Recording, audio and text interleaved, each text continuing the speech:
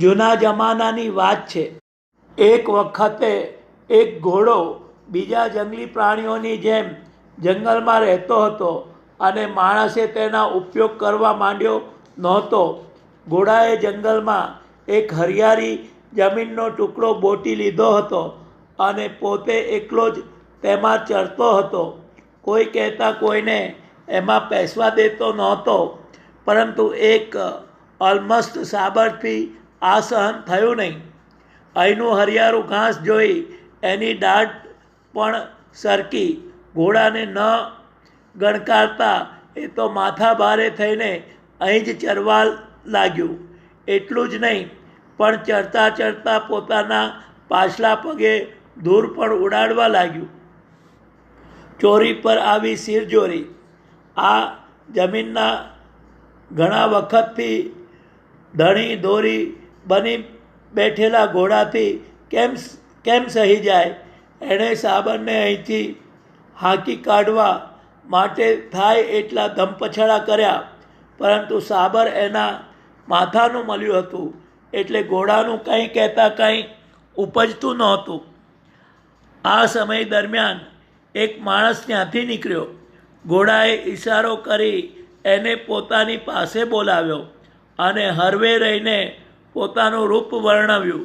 છેવટે ઉમેર્યું, મેં તો સાંભળ્યું છે કે આ સાબર જો કોઈથી બીતો હોય તો એ તમારાથી, માણસોથી. અને જોવા જઈએ તો બધા પ્રાણીઓમાં સૌથી બુદ્ધિશાળી પ્રાણી માણસ જ ગણાય છે ને.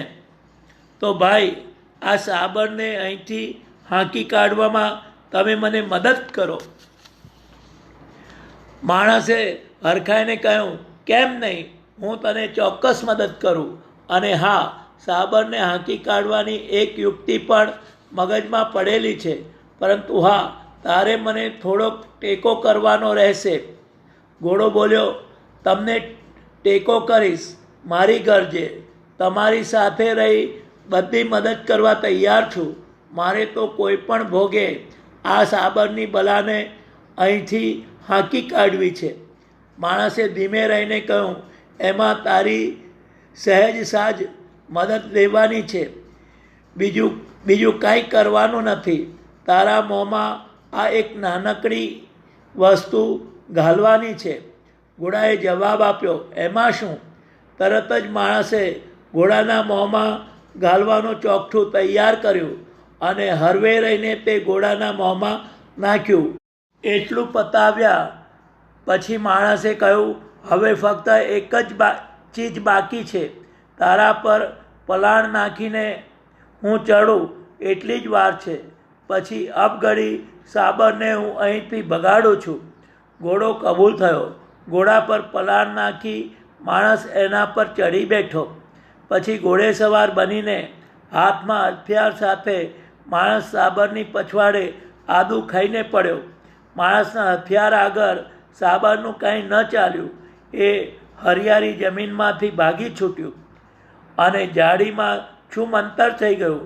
તે આજની ઘડી અને કાલનો દી વિજયી બનેલો માણસ અને ઘોડો પાછા ફર્યા.